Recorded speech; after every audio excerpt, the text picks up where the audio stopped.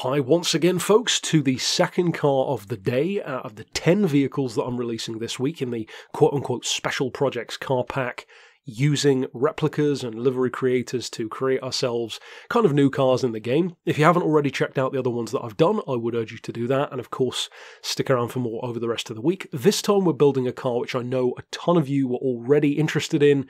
It's a car which has an air of mystery around it. You could easily see this as kind of just a visual PR thing, but actually the real 918 RSR is much more than that. It's actually very different to a normal 918. The engine, in fact, is not the same engine at all. It's from the RS Spyder, a literal LMP car, and it has a supercapacitor, I believe it was as well.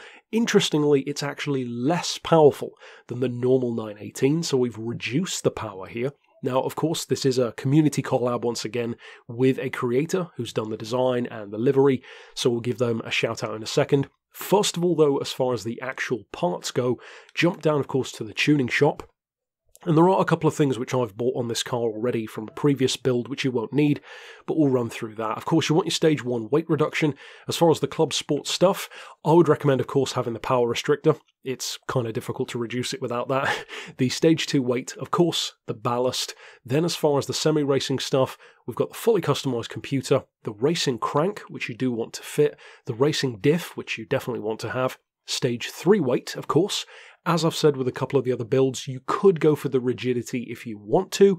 I've opted not to. So, make your choice either way there. As far as the racing stuff, I have the air filter purchased, but you don't need it for this build. That was a remnant from a previous tune that I did. The only actual power upgrade that I've done is the racing silencer, and that's mostly to make it sound different. Then as far as the brakes, as I've always said, of course, you can go for slotted or drilled, it really makes no difference, or carbon ceramics if you want them. Then we've got the racing pads as well. The exhaust manifold I have also got picked up on this one. For the suspension, it's fully customised with the racing clutch and flywheel, of course the race transmission, stage 4 weight, and I've gone for racing hards. As I always like to say though, go for the mediums or softs if you want to. The hards just give you two advantages, one being that it's more realistic to what the car is capable of with just regular racing tyres, and secondly because the points aren't quite as high, so if you do want to detune it, you could potentially do that. And then as far as the extreme stuff, none of that is fitted. Now, to jump over to the visual side of things, there are a couple of different creators who have done different RSR liveries. Now for this one, I wanted one that had the wide body kit to give it even more of a racing stance, so you will want to fit that one for this particular build. Then if we jump over into the car customization section, I'll flash up on screen, as always, the creator of this particular design. Like I said, there are a few different ones, so you don't necessarily have to go for this one, but this one I do like, and it is one of the fewer ones that both looks good and uses the wide body, so of course that narrowed it down for me. You can use these tags as well to search for them. I don't recall changing anything that they'd done on this design in terms of license plates, wings. I'm pretty sure I just went with what they'd already done. Just check that against the screen if you do want to see if I changed anything, but I'm pretty sure I didn't. Then, of course, we'll jump back into the garage for the actual tuning side. So, to go up to the home garage, and then to jump through to the actual car tuning section, you want to fit your racing hards, obviously, the suspension also being fully customised. Then, to actually go into the settings, it's a little bit different in terms of the front and rear setup on this particular car.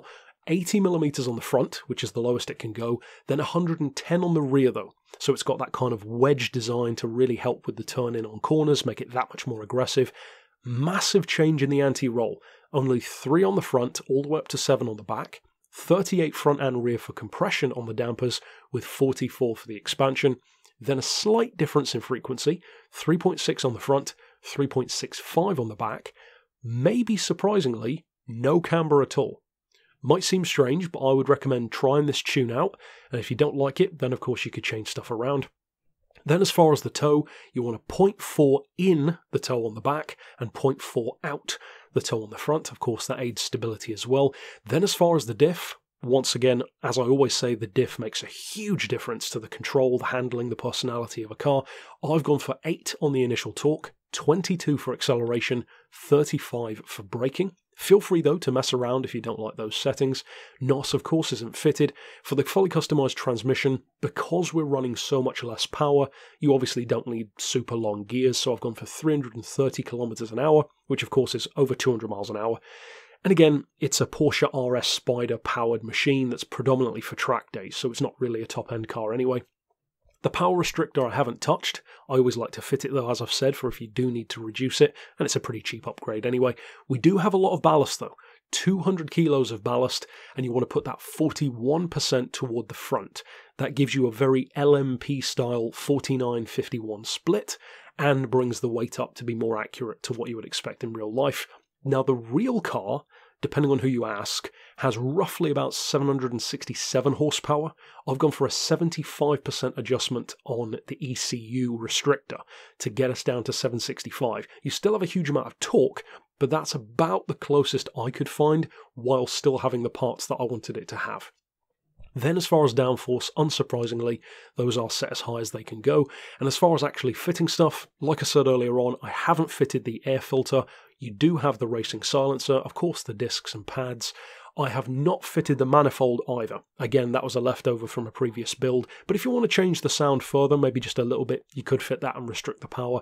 Then of course we've got the racing clutch and flywheel, and as you can see down here we've got our crank, and of course the weight loss all installed. So with all of that being done, of course, you should expect your point level to change in future, especially if you watch this video after other updates have come out, because they always change that kind of thing.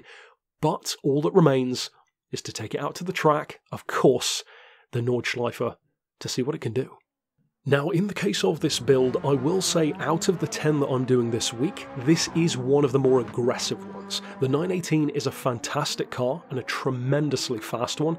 And I will say as well that having less power, because the real car has, I think it's like 560 horsepower, something like that, and then the electric motors, or the supercapacitor, makes up the rest of that horsepower. So it's kind of a weird one to try and replicate, but thankfully it is a hybrid, so you can kind of replicate what that would feel like.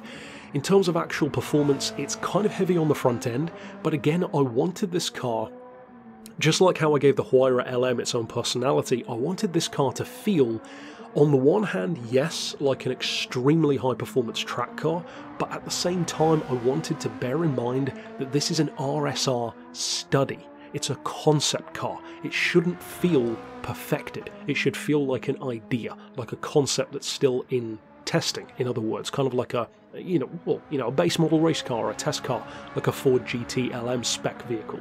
So overall, I'm very happy with the kind of personality it came out with. A bit heavy on the front end, but super aggressive, really planted through corners, and it feels absolutely savage to drive, even with the vastly reduced horsepower. So give it a try.